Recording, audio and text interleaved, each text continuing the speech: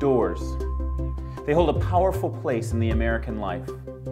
A closed door can symbolize something that's inaccessible. Usually it's sealed or locked. Perhaps it's accompanied by a sign. Keep out. Employees only. No dogs allowed. Which is particularly difficult if you're a dog who can read. It tells you that this is a place where you are not welcome. Or an open door can symbolize just the opposite. An opportunity for a new adventure, a fresh start, new relationships. The door to a university can symbolize the opportunity for education. The door to a church, the opportunity to meet with God. The door to a restaurant, the opportunity to enjoy a great meal. In fact, doors that are open mean advancement, growth, empowerment, and dreams fulfilled. It all goes back to one huge, massive door. A door that likely weighed 2,000 to 3,000 pounds. It was probably a flat cylinder, something like a huge Oreo cookie, hewn out of solid rock and rolled in front of the opening of a tomb. In this case, the tomb of Jesus of Nazareth. An indentation would be carved into the solid rock entry floor so that when the stone was rolled into place, it would rest deeply and not be moved. In Jesus' case, the stone was sealed with the seal of Pontius Pilate, saying to anybody who might happen by, "Don't you dare move this stone, or you'll have the Roman government to deal with." And if that wasn't enough, a squad of soldiers was placed in front of the tomb to guard it from potential grave robbers.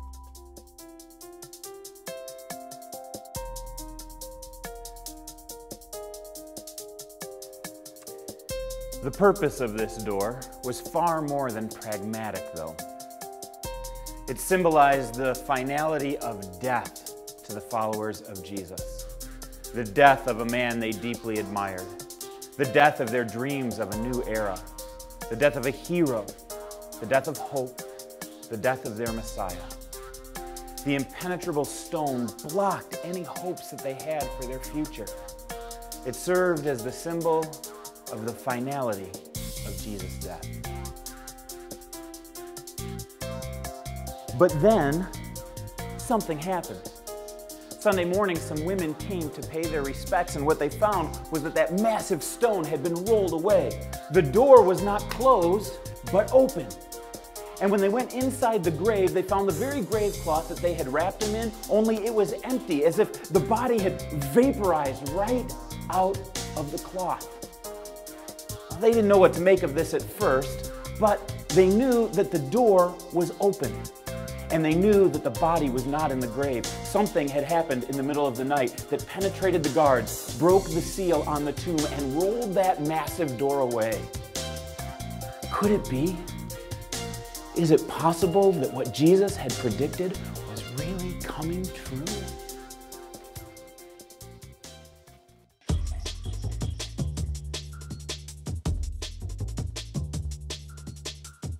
When I used to work in the Chicago area, I met a brilliant guy named Carlos. Carlos was an MIT grad who worked in artificial intelligence. He was a spiritual skeptic who would show up to the classes that I taught about Jesus, and I loved it when he showed up because he would always ask the toughest questions about God and Jesus and the Bible. Well, one time I was talking about the fact of the empty tomb, and Carlos came up to the microphone with a question. He said, "Isn't it possible that aliens zapped the body of Jesus right out of the tomb? Isn't it possible that there were government conspiracies? Isn't it possible that somebody just made a mistake?" And instead of answering his question, I asked him some questions in response, like, isn't it possible that Columbus actually discovered Japan instead of the Americas? Isn't it possible that the Germans won World War I? Isn't it possible that Genghis Khan is actually the Pope and he ruled in the Vatican? And he said, "Well, I guess those things are possible, but highly unlikely." I said, "Explain why." And he said, "Well, in each of those cases, there were eyewitnesses that were there that actually wrote down historical records that you could bring into a court of law. And you could examine the facts and determine whether or not it's plausible or even true. So while each of those things you mentioned are possible, they're not plausible or rational. And I said, eyewitnesses, historical records, a court of law, well, those same kinds of evidence can be used when it comes to examining Jesus' grand finale. All of those things would point to the fact that the resurrection is true. Aliens, conspiracies, mistakes, while they're possible, they're not plausible or rational when you compare them to the facts. Fact. The stone was rolled away. Nobody could just sneak past the guards. People would be foolish to mess with the seal on the tomb. The guards and the government, they had every reason to keep him dead. They're the ones who killed him in the first place. Fact. The tomb was empty and is still empty today. Anybody can check it out. The location is still there to this day. Fact. Eyewitnesses reported seeing a resurrected Jesus. He appeared first to women, then to men, at least 9 different times in groups of people from 1 to 500 over a period of 40 days, and then it stopped. Fact. Resurrection power changed lives. Cowards became champions. Weaklings became warriors. The broken were redeemed. The hopeless found hope. Rebels were forgiven. And 2,000 years later, it's still the same thing. People encounter resurrection power, and everything in their life changes.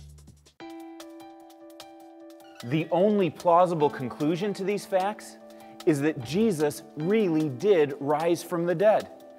Jesus had predicted this 9 times in public and in private, and then he pulled it off. The tomb of Jesus is the great door of history. It's a door that invites you to a new reality, to new life, to new existence.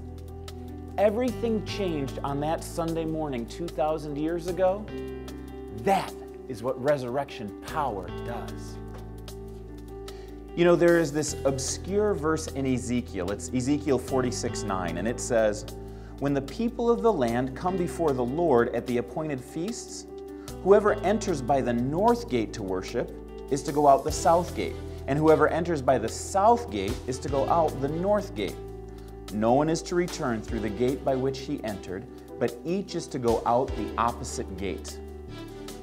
You know, the idea behind this verse is that when you encounter God, you should leave as a changed person. Metaphorically, you come in through one door, you should walk out through a different door. That same kind of encounter with God is available to you this Easter morning, where you can walk out a different door than the one that you walked in. The same resurrection power that blew open the empty tomb is available to you today in order to open up your heart, to reshape your identity, to lift your burdens, to give you increased capacity to love and to forgive. We're going to see a number of stories this morning of real people whose lives were really changed by resurrection power. You think it can't happen to you? Well, bigger things have happened on this day.